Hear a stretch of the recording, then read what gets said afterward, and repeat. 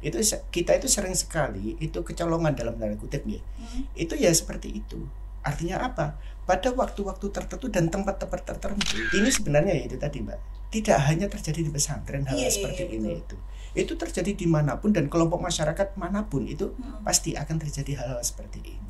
Tapi saya berpesannya janganlah kita itu memiliki opini bahwa pasti di seluruh pesantren itu pasti akan terjadi seperti itu, dan tidak. Dengan adanya Undang-Undang 18 itu pemerintah itu melihatnya itu sejajar setara antara pendidikan pesantren dengan pendidikan yang non pesantren.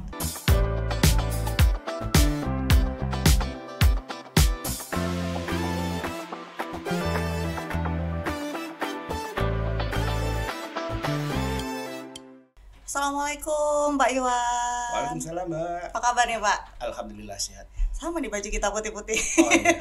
matching ya Pak. Iya, Bapak sudah berapa lama sih Pak di pesantren ini Pak? Ya kalau di pesantrennya sebelum lahir pun saya sudah di pesantren Mbak. Karena ya orang tua saya, keluarga saya semuanya itu adalah keluarga dari pesantren. Oke. Terus kemudian setelah itu menikah saya juga di pesantren saya sendiri. Waktu itu posisinya di Desa Dugun ya, pesantren Ihya Ulum. Itu saya sampai sanawiyah di sana. Setelah itu saya melanjutkan Aliyah itu di Yogyakarta, itu MAPK, Madrasah Aliyah Program Khusus. Waktu itu adalah program khusus yang dimiliki oleh Kementerian Agama. Kemudian setelah itu saya alhamdulillah dapat kesempatan beasiswa untuk melanjutkan S1 ke Universitas Az-Zaituna Tunisia. Kemudian saya kembali lagi sekitar tahun 2000 lanjut S2, S3 itu. Kemudian kalau pernikahan saya nikah itu dari tahun 2003 Mbak. Itu berarti sudah lulus S2?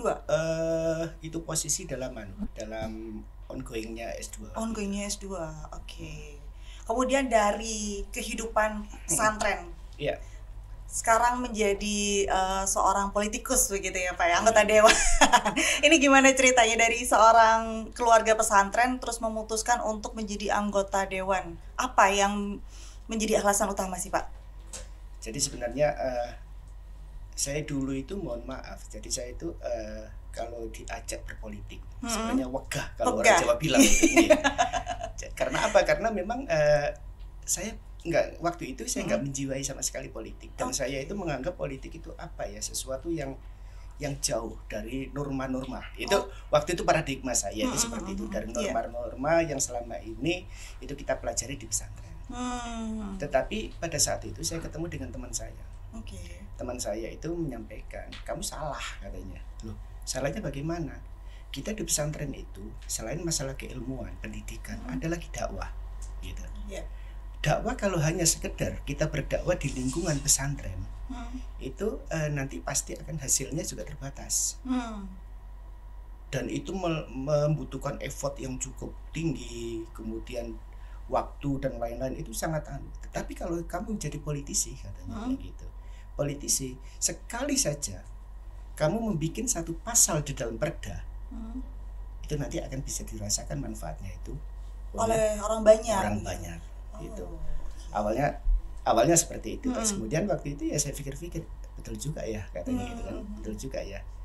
Akhirnya waktu itu kita mencoba-coba sebenarnya itu.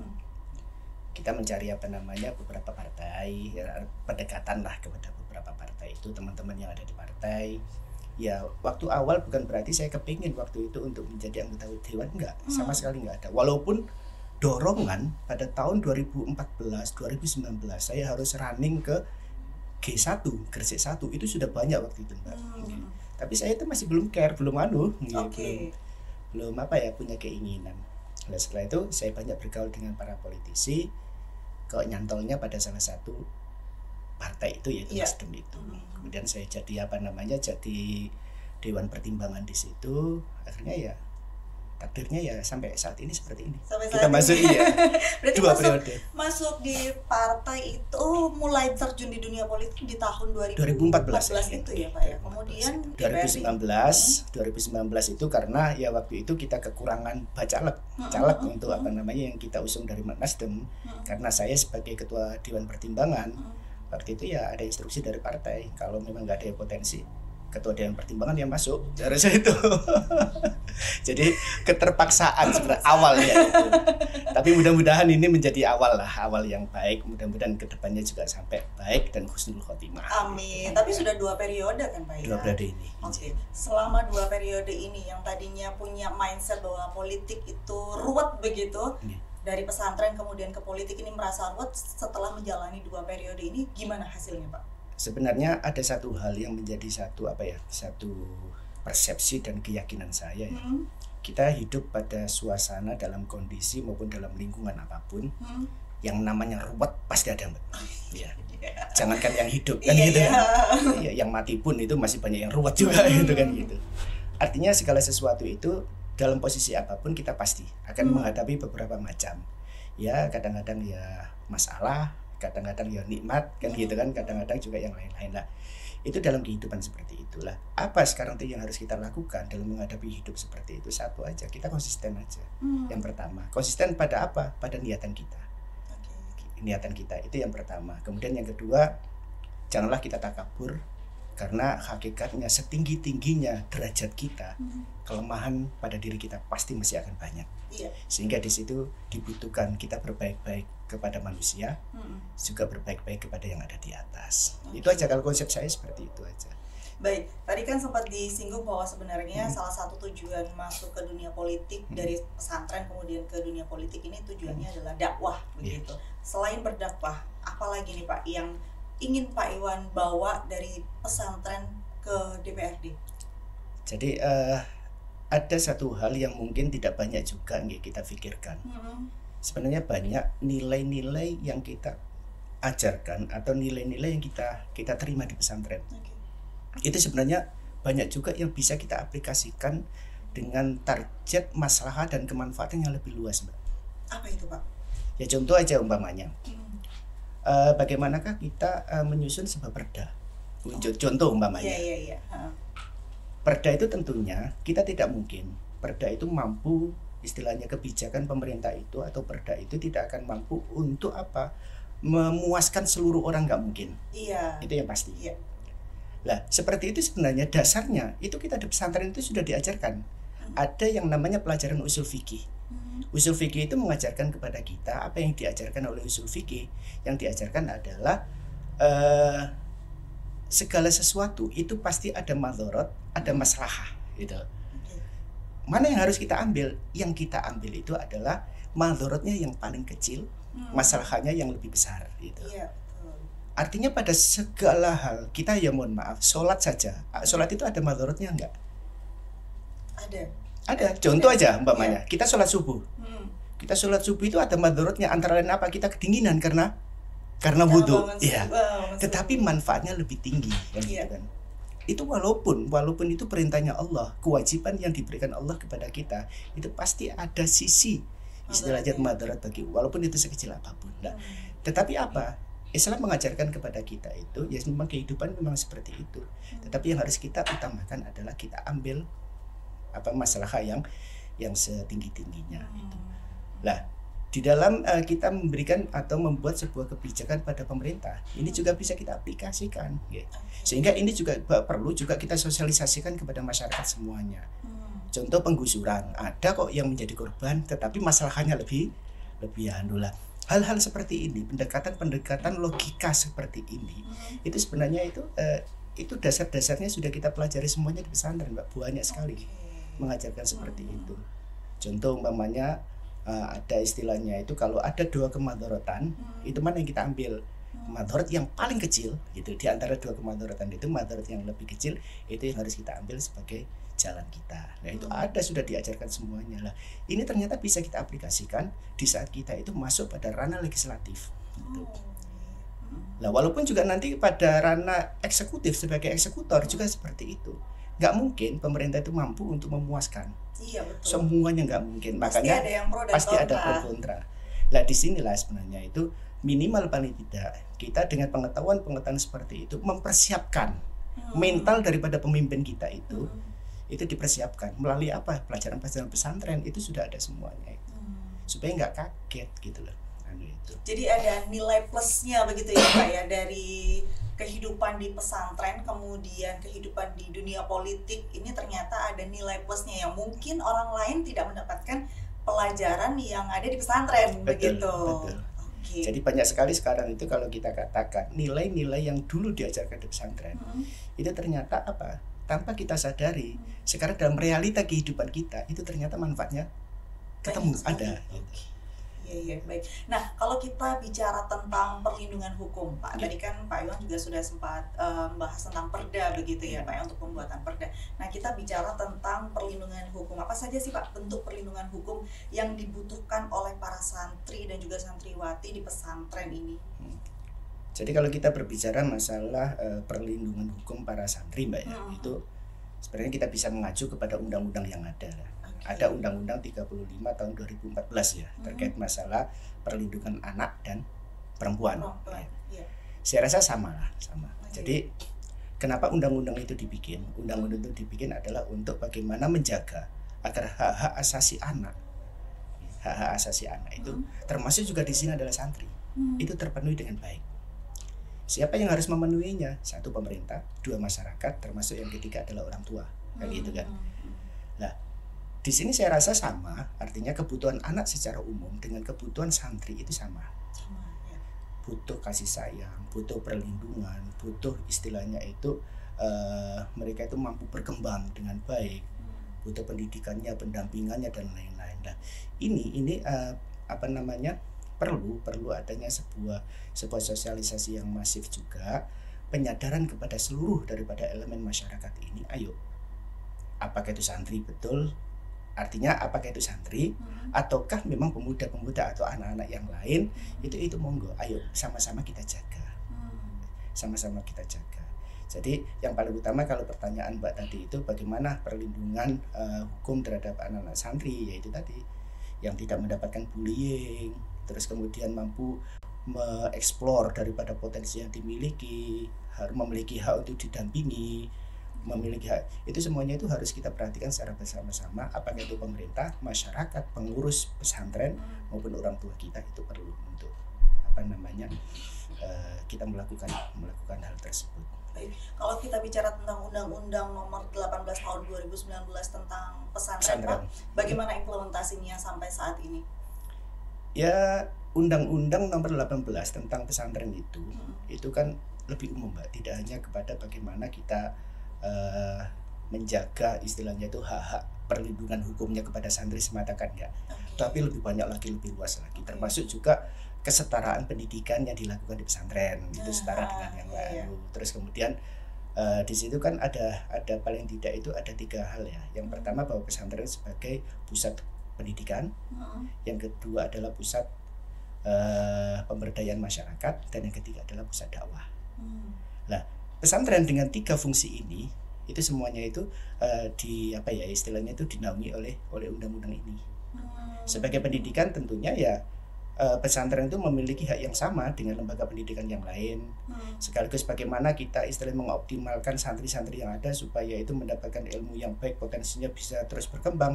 Itu sama perlakuannya juga pada lembaga-lembaga yang lainnya kan gitu kan gitu. Dakwah juga seperti itu, pemberdayaan masyarakat juga seperti itu. Artinya undang-undang itu kami merasakan sebuah maslahat dan manfaat yang cukup baik lah. Karena itu nanti akan mampu mengembangkan daripada pesantren itu dan menyetarakan pesantren itu dengan lembaga-lembaga pendidikan yang lainnya. Baik.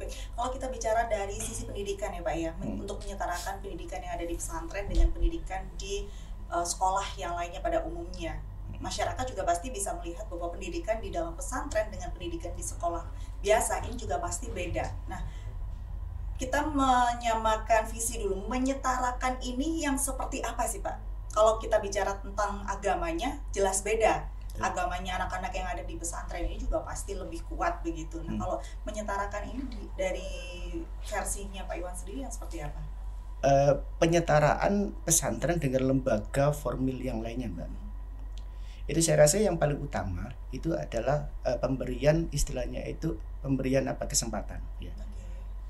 Pesantren atau lulusan pesantren itu dengan lulusan lembaga yang non pesantren itu harus sama-sama, dan itu yang terjadi di undang-undang itu adalah apa amanahnya, yaitu harus sama-sama memiliki satu kesempatan yang sama di dalam istilah mengarungi lautan pekerjaan maupun apa itu sama.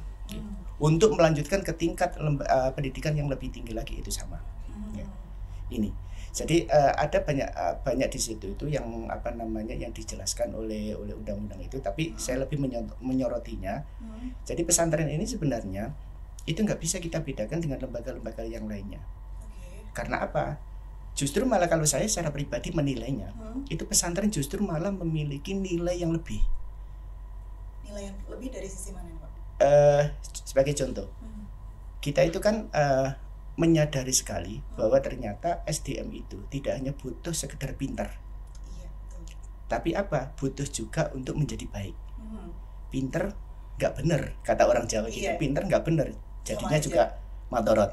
Lebih baik bener tapi kurang pinter. Gitu. Lah, untuk bener ini Mbak, untuk bener ini, satu sisi di pesantren itu mungkin lebih lebih unggul. Ya mohon maaf, lebih unggul. Lah kenapa saya katakan lebih unggul? Karena pendampingannya itu lebih masif dibanding dengan yang non boarding school atau seperti pesantren itu. Ketemu dengan guru, kelas, habis itu istirahat, keluar, masuk lagi, habis itu pulangan gitu kan. Pendampingannya secara kehidupan sehari-harinya kurang ada. Tetapi di pesantren ini itu selalu 24 jam itu ya ada saja pendampingan itu. Terus kemudian kalau umpamanya berbuat sedikit kurang benar aja pasti banyak yang mengingatkan, contoh pengurusnya dan lain-lain. Nah, di sini antara lain saya mengatakan apa? Ini perlu. Jadi di antara urgensi daripada kenapa Undang-Undang 18 itu harus dibikin, ya antara lain saya yakin para legislator yang ada di pusat sana itu berpikirnya seperti itu. Karena punya satu keistimewaan yang mungkin tidak dimiliki oleh yang lain. Kemudian yang kedua, dari sisi pendidikan umum, sekarang banyak Mbak pesantren itu yang sudah memiliki SMK, memiliki lembaga-lembaga jurusan perguruan tinggi itu, bahkan ada yang teknik, ada yang macam-macam itu ada juga. Artinya apa? Untuk mentarget output itu pinter sekaligus benar, itu pesantren itu sudah punya potensi untuk ini. Sama dengan niatan dan tujuan maupun cita-cita lembaga umum yang lainnya juga saya yakin lah mereka tujuannya juga pinter dan benar gitu kan ya. Artinya sama gitu. Lah ini perlu adanya semacam kayak perlindungan undang-undang supaya apa? Supaya perhatian pemerintah, perhatian masyarakat ini jangan timpang antara pendidikan pesantren dan karena apa? Ini sama-sama pesantren dan yang non pesantren ini itu memiliki apa? Niatan yang sama, ikut serta dalam pencerdasan kehidupan anak bangsa. Iya, betul. Baik. Kemudian apakah undang-undang pesantren ini sudah cukup Pak untuk melindungi hak-hak dasar santri saat ini? Sebenarnya kalau diaplikasikan ya cukup lah Mbak. Cuman kadang-kadang itu kan ya mohon maaf, yang sering terjadi di kita itu di pemerintahan kita, undang-undang itu tidak setelah dibikin tidak serta-merta itu langsung difahami dan tersosialisasi sampai ke bawah. Itu yang pertama, permasalahan yang ada di kita itu sering sekali terjadi seperti itu.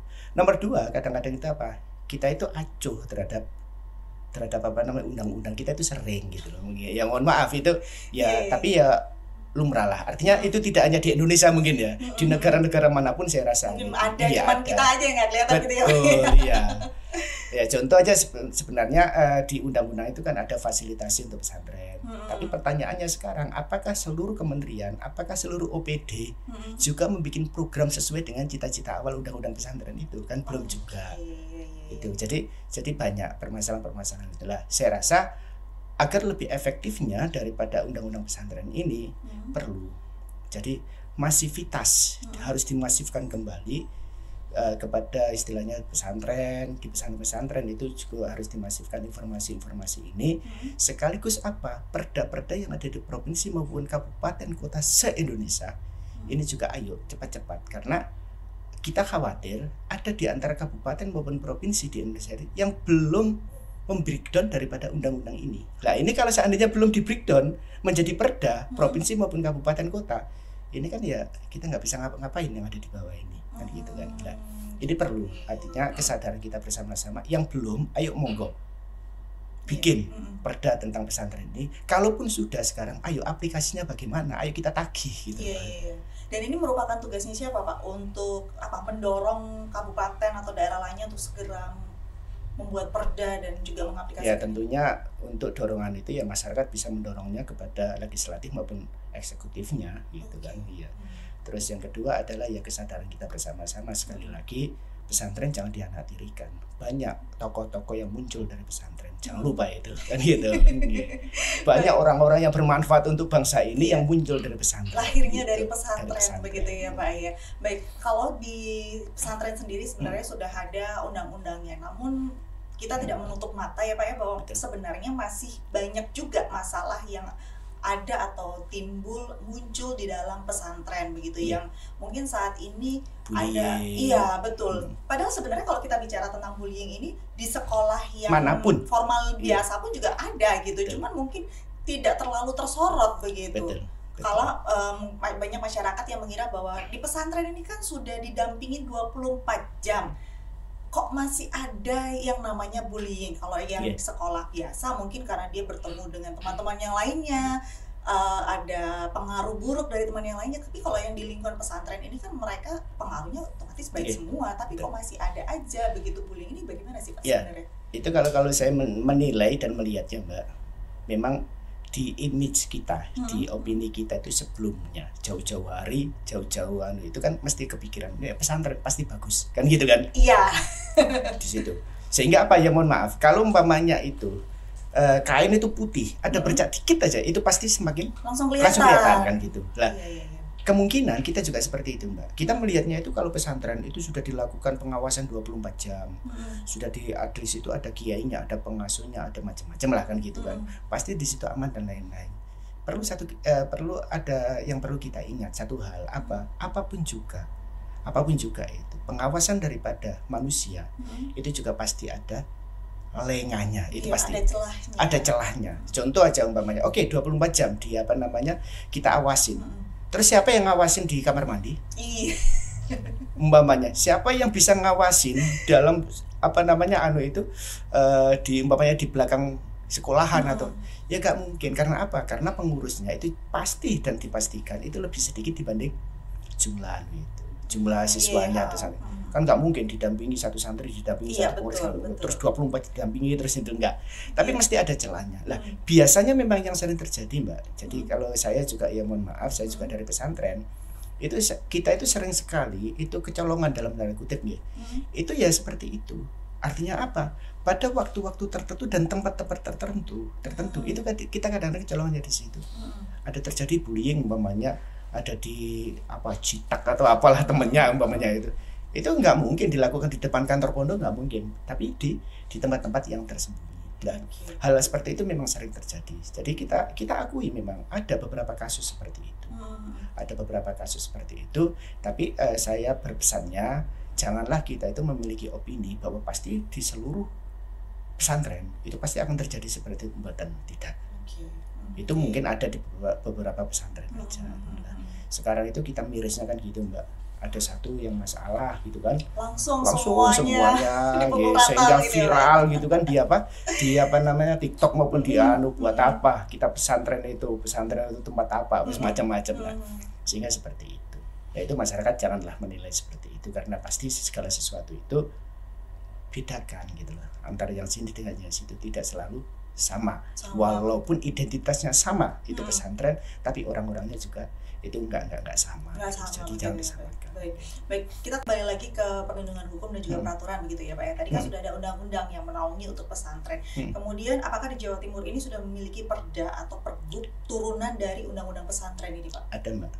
Jadi saya lupa ya nomor perdanya itu nomor berapa, tapi saya ingat betul karena saya waktu itu juga termasuk masuk di anggota pansus pembikinan perda ini. Cuman perda ini itu isinya adalah fasilitasi. Fasilitasi pengembangan pesantren. Jadi fasilitasi pengembangan pesantren ini waktu itu kita sepakat, kita sudah melakukan kunjungan dan istilahnya permohonan, istilahnya masukan kepada banyak pihak, kepada kiai-kiai dan lain-lain. Intinya kita di Jawa Timur ini itu akan lebih fokus bagaimanakah pemerintah itu hadir untuk membangun pesantren secara bersama-sama, dan itu pada seluruh segi yang ada di pesantren itu. Bukan hanya dari sisi pendidikannya, bukan hanya dari sisi dakwahnya, tapi harus menyentuh kepada lingkungan, menyentuh kepada pendidikannya, macam-macam itu harus kita sentuh. Makanya di situ perda yang ada di Jawa Timur ini adalah perda fasilitasi pengembangan pesantren. Tujuannya apa? Tujuannya dan harapan kita waktu itu adalah bagaimanakah pemerintahan Jawa Timur itu dengan seluruh OPD yang dia miliki, masing-masing OPD itu harus menjadi bapak asuh daripada pesantren. Dinas Pertanian, ayo bikin program di pesantren, pertanian pesantren, koperasi juga seperti itu. Artinya apa? Artinya di sini kita kepengen membangun pesantren yang ada di Jawa Timur ini seutuhnya. Ayo kita kembangkan secara bersama-sama. Baik, jadi sebenarnya sudah ada perdanya dan juga pergubnya begitu ya Pak ya, tinggal bagaimana implementasinya dan juga masyarakatnya begitu dalam membangun pesantren. Kemudian apakah pesantren ini dianggap sama begitu Pak dengan lembaga pendidikan yang lainnya?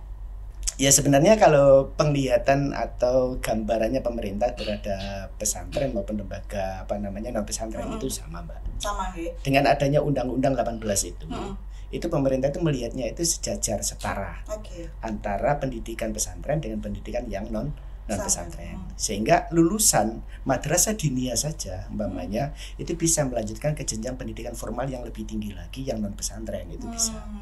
Jadi lulusan sekarang apalagi ada Ma'had Ali. Ma'had Ali itu adalah lembaga pendidikan formal yang ada di pesantren yang khusus ya fokus untuk mempelajari keagamaan tertentu, ilmu agama tertentu, contoh usul fikih atau tafsir dan lain-lain. Itu setara dengan S1 pada perguruan tinggi yang lainnya. Nanti juga bisa melanjutkan ke S2-nya. Bisa langsung. Melamar pekerjaan, lulusan Ma'had Ali, ijazahnya sama setara dengan S1, jurusan apapun gitu. Jadi sekarang itu, disinilah istilahnya itu rekognisi daripada pemerintah terhadap pendidikan yang ada di pesantren itu sudah disetarakan sama. Baik, Pak Iwan ini sebagai orang yang bekerja, yang hidup di pesantren mulai dari kecil sampai saat ini, kemudian saat ini juga menjadi anggota DPRD. Menurut Bapak bagaimana DPRD ini bisa menjembatani aspirasi pesantren dengan pemerintah daerah, Pak? Jadi kalau DPRD bisa menjembatani, Mbak, saya rasa itu memang sebuah tugas ya, karena apapun juga pesantren juga merupakan masyarakat kan gitu kan. Dan kita sebagai anggota DPR itu juga harus menjadi menampung aspirasi semuanya daripada masyarakat, termasuk juga masyarakat pesantren.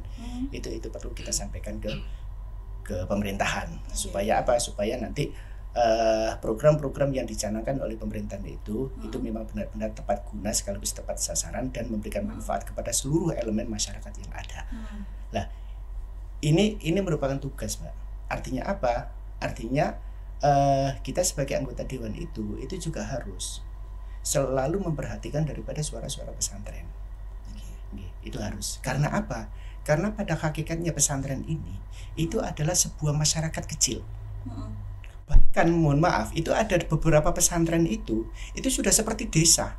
Bahkan mungkin lebih besar dibanding desa. Saking gedenya, saking banyak. Contoh kayak Tebu Ireng, contoh Lirboyo, contoh Sunan Derajat, itu besar-besar itu Mbak. Itu berapa hektar itu tanah yang dimiliki itu sudah seperti apa masyarakat sendiri dengan berbagai macam komplektivitas masalah yang ada di situ. Dan itu juga merupakan sebuah gambaran itu permasalahan yang ada di masyarakat real juga sama lah seperti itu. Nah, tentunya di sini kami juga melihatnya dan berharap juga itu. Ayo mari kita perhatikan juga gitu. Perhatikan juga karena apa? Karena nggak sedikit loh pesantren yang ada di Jawa Timur ini. Nggak sedikit dengan jumlah santri segitu banyak. Ini adalah masyarakat Jawa Timur. Perlu juga istilahnya itu apa? Perlu apa? Ya perlu. Apa yang menjadi aspirasi mereka itu benar-benar ayo kita salurkan, kita sampaikan kepada pemerintah sehingga pemerintah benar-benar fokus. Ayo kita kawal secara bersama-sama program pemerintah itu benar-benar juga nanti bisa mengangkat daripada harkat martabat serta pembangunan yang pesantren yang ada di Jawa Timur ini. Baik. Nah, kalau kita bicara tentang menjembatani nih Pak, kalau di pendidikan formal biasa begitu yang non pesantren begitu banyak atau mungkin nggak banyak ya, ada beberapa kasus dan juga beberapa anak korban kekerasan atau apapun itu yang takut melapor gitu. Ada banyak alasan takut melapornya, entah diancam, ini bapakku nanti gini-gini loh kayak gitu kan Pak. Kalau di pesantren sendiri ada nggak sih Pak kasus-kasus seperti itu yang mereka sampai takut? Karena kan kalau saya melihat di kehidupan pesantren itu kan kedekatannya sudah seperti saudara ya Pak ya, beda dengan kita sekolah di sekolah yang non pesantren tuh hanya sekedar ya udah teman-teman aja gitu, nggak kayak saudara. Tapi kalau di pesantren ini kan udah seperti saudara gitu. Ada nggak Pak kasus-kasus seperti itu? Ya sebenarnya kalau kasus seperti itu ya ada juga sih Mbak. Yang takut melapor begitu. Ada juga sih. Jadi itu ada, kalau menurut saya itu ada beberapa hal ya yang melatar belakangi. Kadang-kadang ya mohon maaf, kita nggak bisa menutup mata lah bahwa di pesantren juga sering terjadi masalah kan gitu kan. Tapi jangan semua pesantren seperti itu nggak. Itu hanya sebagian pesantren. Ada di situ bullying. Ya mohon maaf, kasus-kasus yang selama ini, yang baru-baru ini yang muncul kayak di Malang itu adalah kekerasan dari pengasuh kepada kepada santrinya. Dipukul sama rotan sampai apa istilahnya kalau orang Jawa bilang itu borok atau apa itu kan. Ya terus ada kasus ya, mohon maaf itu pecah bulan di pesantren dan lain-lain gitu. Memang ya kita nggak menutup mata bahwa memang ada masalah seperti itu. Dan itu sebenarnya juga tidak banyak, Mbak. Artinya tidak banyak itu, tidak terus setiap pesantren mesti ada seperti itu. Enggak sebenarnya itu. Tapi karena apa? Karena itu tadi mungkin kita kembali ke awal ya. Karena paradigma kita pesantren harus bersih, harus sehingga ada sedikit aja muncul semuanya dianggap seperti itulah. Kita janganlah punya persepsi seperti itu. Karena apapun juga di dalam sisi dan lini maupun kelompok-kelompok masyarakat yang ada di dimanapun juga itu pasti ada plus ada minusnya, itu pasti. Lah, memang ada dan sering terjadi Mbak, itu adalah masalah-masalah yang di pesantren muncul.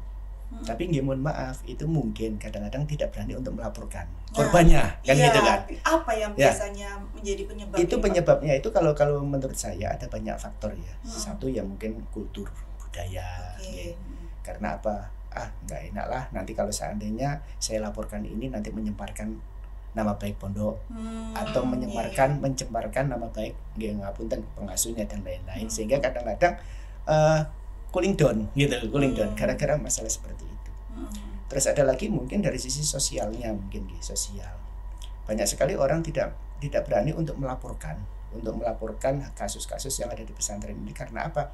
Karena ada perasaan gak enak dan takdimnya gitu kepada pengasuhnya, kepada pesantrennya. Dan ada juga yang apa? Mungkin takutnya apa? Takutnya justru kalau seandainya kita melaporkan masalah maupun kasus yang ada di pesantren, itu dia itu nanti akan dikucilkan oleh masyarakat.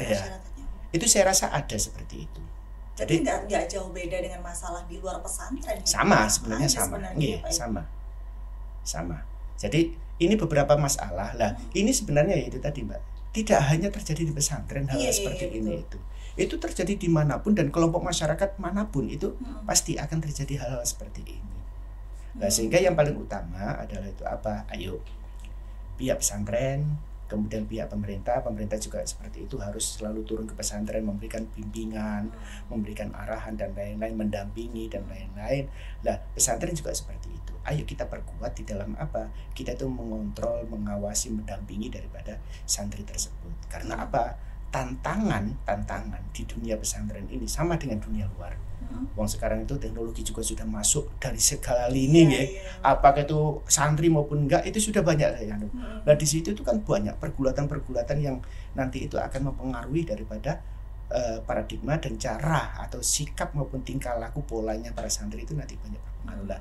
Sehingga kita di pesantren juga harus benar-benar istilahnya itu semakin serius, semakin kita perkuat sistem yang ada di pesantren itu, pengawasannya dan lain-lain supaya tidak terjadi hal-hal yang tidak kita inginkan. Baik. Berarti sebenarnya mau di dalam pesantren atau di luar pesantren apapun masalahnya itu sebenarnya sama aja. Tinggal mana yang lebih viral dulu. Betul. Kalau kita luar pesantren kita sering dengar adanya tawuran pelajar gitu kan. Kalau santri nggak mungkin, tawuran santri nggak mungkin. Nggak ada. Tapi kalau umpamanya berkelahi antar santri satu lawan satu atau satu mukul satu itu ya enggak kita tutuplah mata kita itu. Ada juga seperti itu. Tapi ya enggak banyak itu. Dan itu hanya sebagian pesantren aja yang ada seperti itu. Pencabulan ada. Kita enggak nutupin masalah-masalah seperti itu. Kekerasan di pesantren ada. Tapi sekali lagi itu hanya dalam tanda kutip oknum-oknum pesantren. Artinya tidak semua pesantren hanya oknum tertentu. Gitu. Sama seperti masalah di luar pesantren juga, yaitu hanya oknum tertentu aja. Kebetulan ini namanya pesantren terus langsung dipukul rata. Iya, ya contoh kalau dulu itu yang kasihan kan STM ya. Iya, STM itu. Pokoknya kalau ada tawuran pelajar itu mesti yang bisa STM kan. Nah, janganlah. Iya, jangan seperti itulah. Tidak semuanya STM juga seperti itu. Karena banyak keluarga maupun saudara saya maupun teman-teman saya juga lulusan STM itu alim-alim juga mereka. Baik, kemudian Pak, apakah aparat penegak hukum ini memiliki perspektif yang cukup tentang kultur pesantren? Saya rasa kalau ditanya pertanyaannya itu cukup atau enggak, permasalahan dan kehidupan ini selalu berkembang, Mbak. Artinya selalu berkembang, artinya apa? Artinya pemahaman itu harus di-upgrade terus. Mungkin sekarang itu aparat penegak hukum itu paham tentang pesantren, tapi belum tentu yang difahami saat ini itu cocok untuk 5 tahun ke depan di pesantren itu. Sehingga di sini jalinan komunikasi, jalinan silaturahim antara penegak hukum dengan pesantren dengan penegak hukum dan pemerintah ini harus sinergi dan terus-terusan gitu. Harus terjalin terus begitu. Harus terjalin terus. Ya kalau orang politik bilang itu jangan dekati pemerintah pesantren ketika hanya 5 tahun sekali untuk kampanye doang kan gitu kan.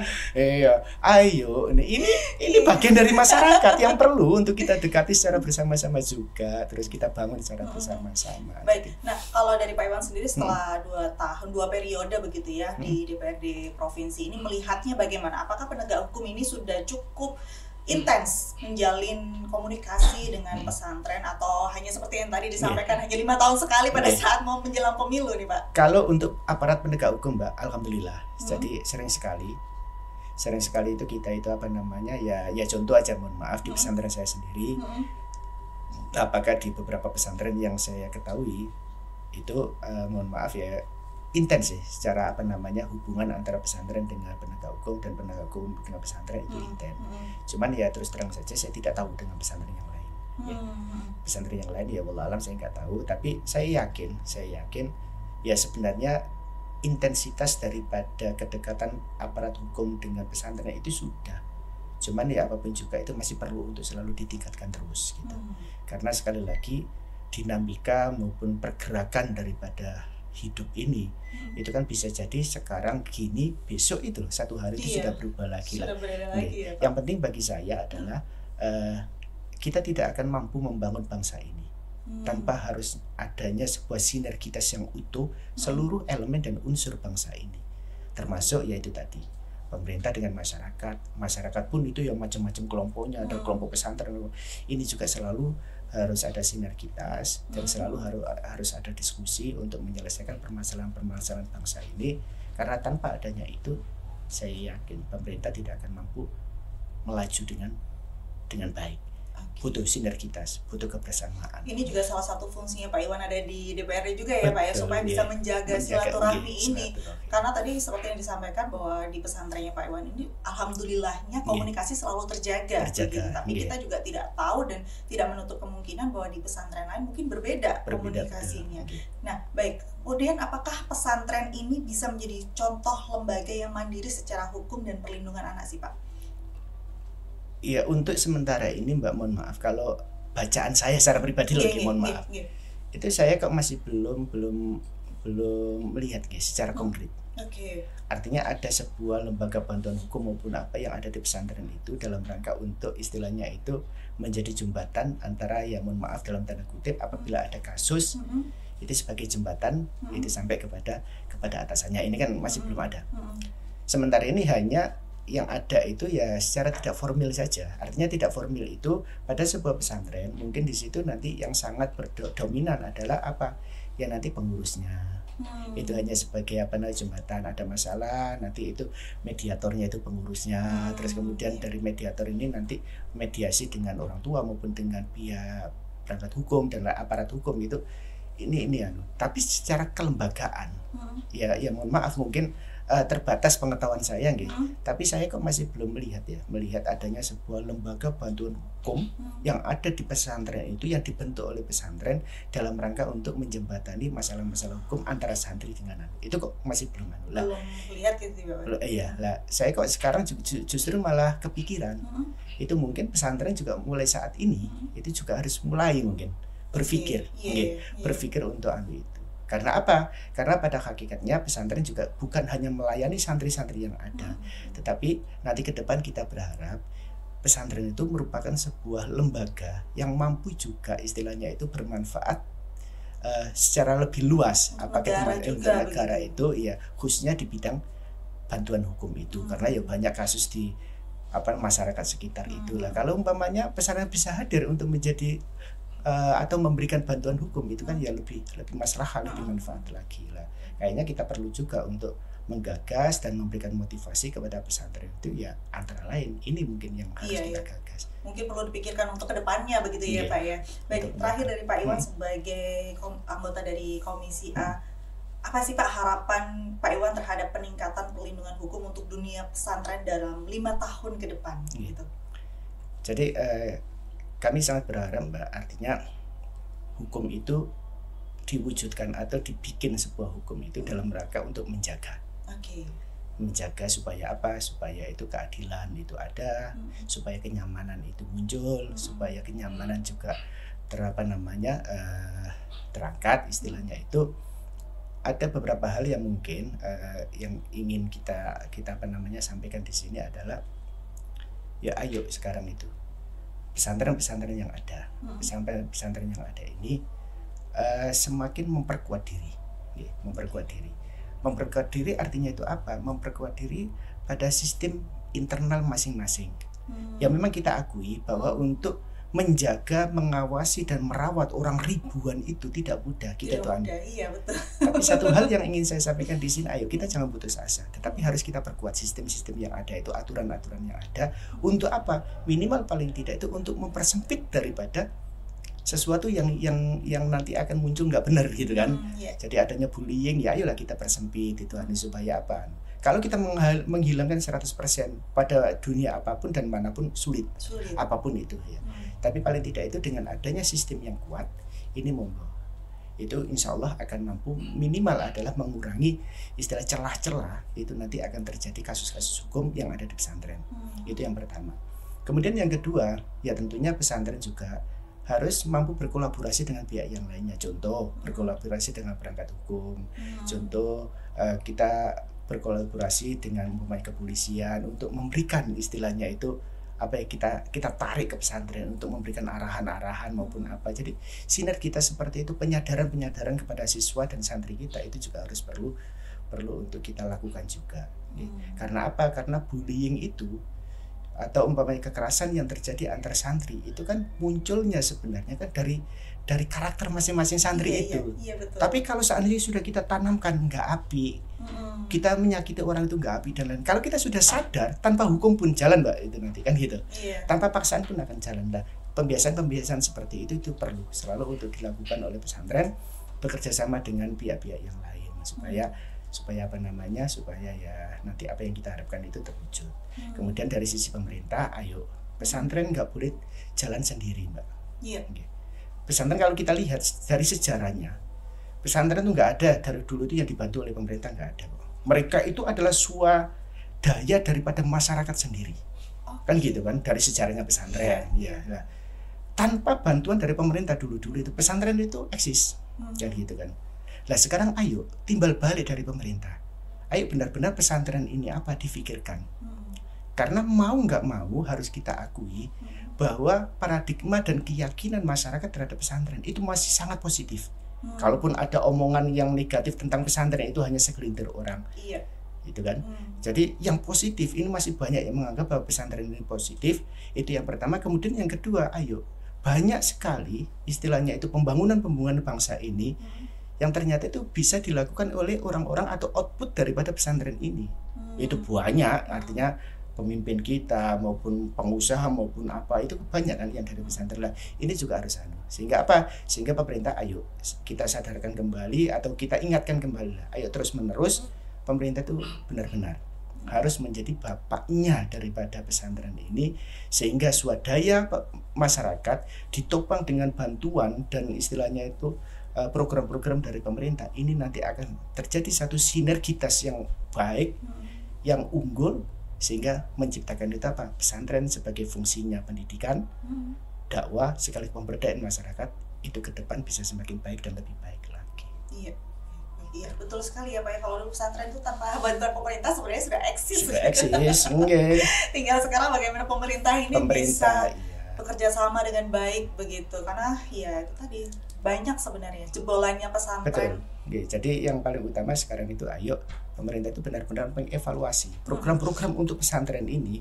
Ayo selalu kita evaluasi dan ayo selalu kita tingkatkan. Jangan sampai asal dikasih pesantren dikasih. Butuh apa pesantren? Butuh ini, oke dikasih. Tanpa adanya analisa-analisa yang mendalam.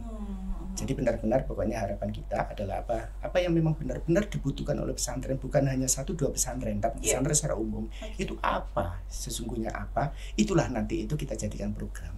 Berarti harus ada pertemuan khusus begitu ya Pak ya? Betul.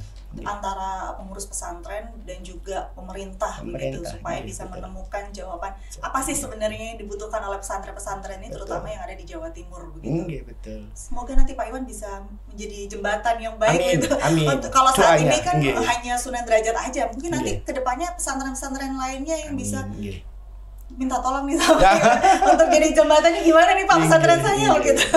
Baik, terima kasih Pak Iwan atas waktunya. Makasih Bang. Nanti kita ngobrol lagi ya Pak ya. Siap, kita ngobrol nanti ya. Pertanyaan tentang pesantren. Siap. Baik, terima kasih. Assalamualaikum warahmatullahi wabarakatuh. Waalaikumsalam warahmatullahi wabarakatuh.